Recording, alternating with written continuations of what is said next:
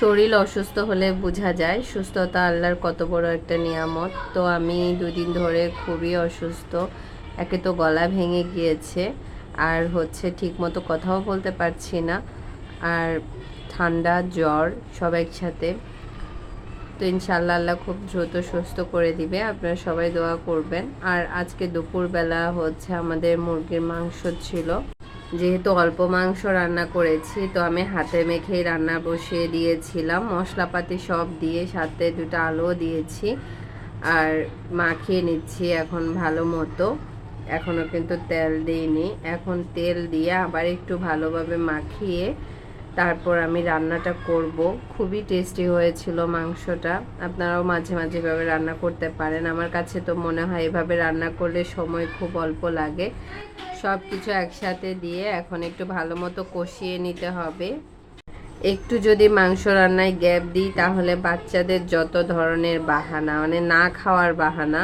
মাংস পেলে তাও একটু ভাত মুখে দেয়, আর যেদিন মাংস থাকবে না সেদিন তো ভাত মুখেই দিতে চায় না, কি একটা জ্বালা।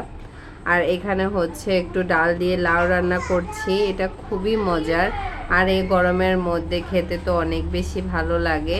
তো আমি ডালটা আগে একটু মশলার সাথে কষিয়ে নিয়েছি, যেহেতু আজকে চিংড়ি মাছ দিব না এই জন্য আমি ডাল দিয়ে রান্না করছি। লাউ ডালটাও কিন্তু খেতে অনেক মজা লাগে। ভালো মতো কষানো হয়ে গেলে এখন আমি একটু উল্টে পাল্টে সব কিছু মিক্স করে নিচ্ছি।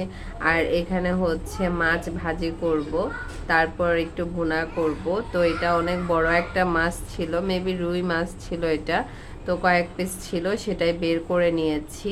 আর এই বোলটা হচ্ছে গতকালকে মেলা থেকে কিনেছিলাম, মাত্র 120 টাকা। 120 টাকা অনুযায়ী কিন্তু খুবই ভালো।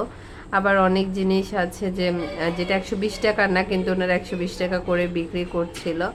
আচ্ছা যাই হোক, মেলাটা চলছে চিন্ময়জি সম্মেলনে, 23 তারিখ পর্যন্ত থাকবে। আপনারা এসে কেনাকাটা করতে পারবেন।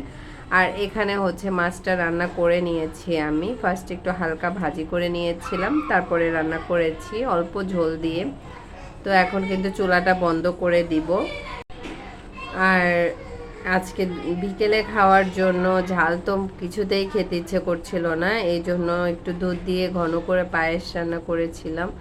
তো এটাও খেতে ভীষণ মজা হয়েছিল। এই যে আমি পোলাওয়ের চালটা একটু ভিজিয়ে রেখেছিলাম, দুধ দিয়ে ভালো মতো সেদ্ধ করে এখন ডাল ঘুটনি দিয়ে ঘুটে নিয়েছি। আর হচ্ছে আমার পায়েসটা রান্না করা হয়ে গিয়েছে। এখানে আমি কাঠবাদাম আর কিশমিশ দিয়েছিলাম, আর উপরে আরেকটু কিশমিশ দিচ্ছি। খেতে কিন্তু ভীষণ মজা হয়েছে, আপনারা ট্রাই করে দেখতে পারেন। ভালো লাগলে আমার পেজটা ফলো করবেন। আজকে এ পর্যন্তই।